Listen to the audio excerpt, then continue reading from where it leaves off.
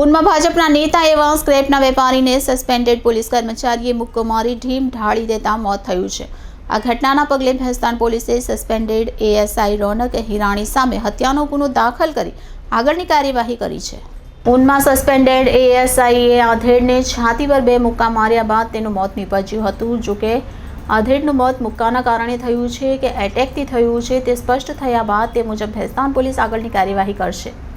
નવી સિવિલ હોસ્પિટલમાંથી મળતી માહિતી અનુસાર ભેસ્તાન પોલીસ સ્ટેશનની હદમાં ઊન ગામમાં સસ્પેન્ડેડ એએસઆઈ રોનક હિરાણી અને ભંગારના વેપારી સલીમ સદરુદ્દીન બાગડિયા ઉંમર વર્ષ 50 વર્ષ રહે royal avenue apartment Sumit hotel પાસે ઊન વચ્ચે આજે ઝઘડો થયો હતો। વેપારી સલીમ બાગડિયાની સંબંધી મહિલા વિશે સસ્પેન્ડેડ એએસઆઈ રોનક હિરાણી સોશિયલ મીડિયામાં અપમાનજનક પોસ્ટ મૂકતો હતો।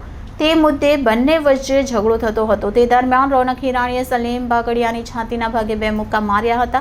ત્યારબાદ સલીમ બાગડિયા બેભાન થઈને નીચે ઢળી પડ્યા હતા। સલીમ બાગડિયાને સારવાર માટે હોસ્પિટલમાં દાખલ કરવામાં આવ્યા હતા, જ્યાં તેમનું મોત નીપજ્યું હતું।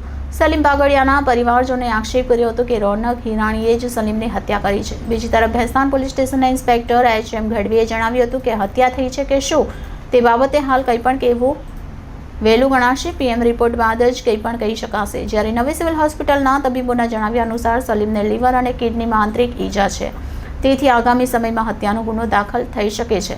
ઉલ્લેખનીય છે કે એએસઆઈ રોનક હિરાણી ગુનાહિત માનસિકતા ધરાવે છે। તે પાંડેસરા પોલીસ સ્ટેશનમાં નોકરી કરતો હતો, ત્યારે દારૂના કેસના સંદર્ભમાં તેને સસ્પેન્ડ કરવામાં આવ્યો હતો।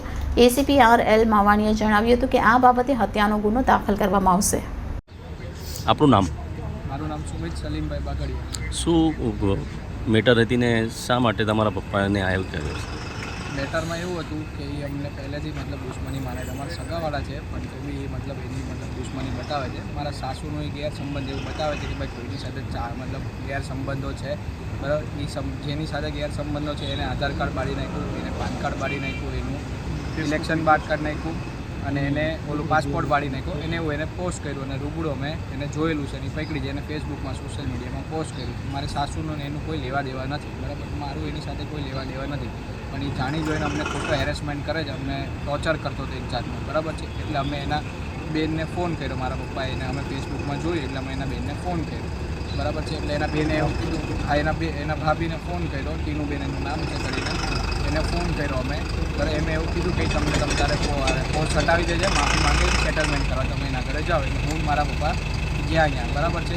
તો એને ત્યાં જઈને એમ કીધું કે અમે તમારા માટે પોસ્ટ નથી કરી, તમારે થાય કરી લો એમ, હું ડિલીટ નહીં મારીશ એમ, હું પોલીસમાં છું, તમારે થાય કરી લેજો।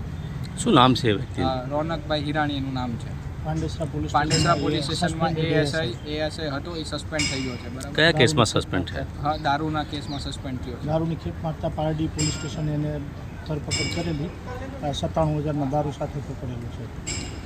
તો અને એને અહીંયા પછી તમતારે કહેવામાં એને ધક્કો માર્યો મારા પપ્પાને સેલ્ફ ડિફેન્સમાં, બરાબર। તો હું મારા પપ્પાને ખેંચતો હતો, બરાબર, મારા પપ્પાને ખેંચતો હતો, પણ પછી મેં કાકાને ફોન કર્યો કે આવું બધું થાય છે, ધક્કામુક્કી થાય છે। મારા કાકાને ફોન કરું ત્યાં સુધીમાં એને મારા પપ્પાને અહીંયા માર્યું, એને કંઈ છાતીમાં માર્યું, કોલર પકડી એક અહીંયા મારી છે અને એક અહીંયા માર્યું છે, બરાબર છે।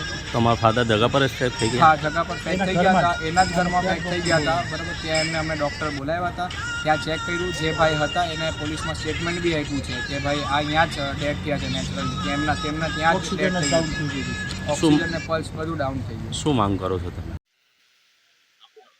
મારું નામ Sameer Sadruddin Bagadia, Silver Park C2 building flat number 10નો રહેવાસી છું।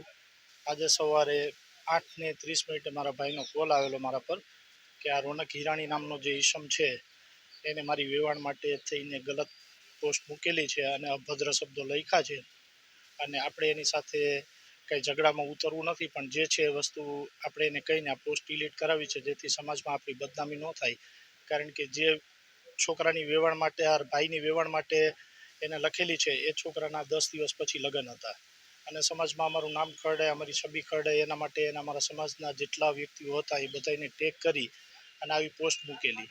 પછી મારા મામાની દીકરી જે એ છોકરાની બાબુ થાય છે એને અમે કોલ કરેલો કે આ વસ્તુ આવી રીતે બની છે, તો કે તમે કંઈ ડિસ્પ્યુટમાં નહીં ઉતરતા, હું એને સમજાવું છું, તમે એના ઘરે પહોંચી જાઓ અને જે છે સમાધાન કરીને પોસ્ટ ડિલીટ કરી નાખશે। તો જેથી કરીને મારો ભાઈ અને એનો સન સુમિત પહેલાં એ લોકો બંને ગયા, તો તો એને જઈને ઔપચારિક વસ્તુમાં વાત કરી કે ભાઈ મારી તારી સાથે આવી કોઈ દુશ્મની નથી, તો તું શેના માટે આ પોસ્ટ મૂકે છે? તો કે મને દારૂમાં તમે પકડાયો છે અને હું એની રીસ રાગ રાખીને તમારી સાથે આ વસ્તુ કરું છું, અને પોલીસ શું છે તમને દેખાડું, કે પોલીસનો પાવર કેવો હોય તમને બતાવું છું.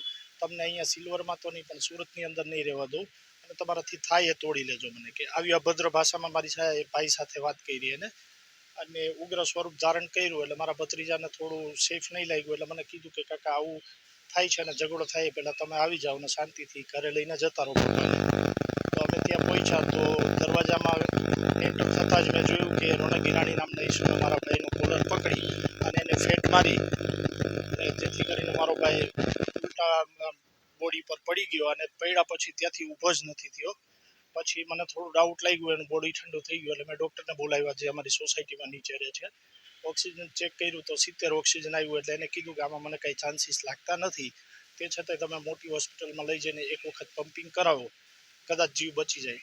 જેથી અમે અમારી પોતાની ગાડીમાં એને ઊન હોસ્પિટલ છે ત્યાં લઈ ગયા. તો ત્યાં જાણવા મળ્યું કે ઓક્સિજન છે નહીં, જેથી અમે 108ને કોલ કરી દીધેલો હતો. તો એ 108 રોડ પર જ અમને મળી ગઈ, અને રોડ પરથી એ ગાડીમાંથી એમાં શિફ્ટ કરી અને આમેના હોસ્પિટલ પર લાવ્યા.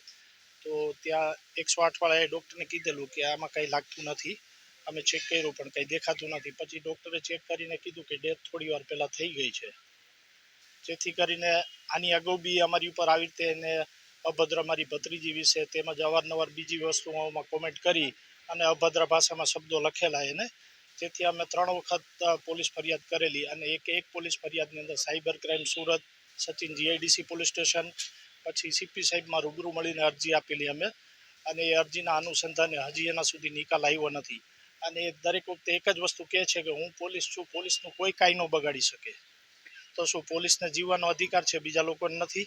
અને પોલીસ છે એનો મતલબ એવો છે કે ટોટલ પાવર એના હાથમાં આવી ગયો, અને આ બધા અધિકારીઓ જાણવા છતાં એની સામે એક્શન નથી લેતા. એનો મતલબ એવો છે કે પોલીસ બી આને સહકાર આપે છે અને પ્રોત્સાહન આપે છે.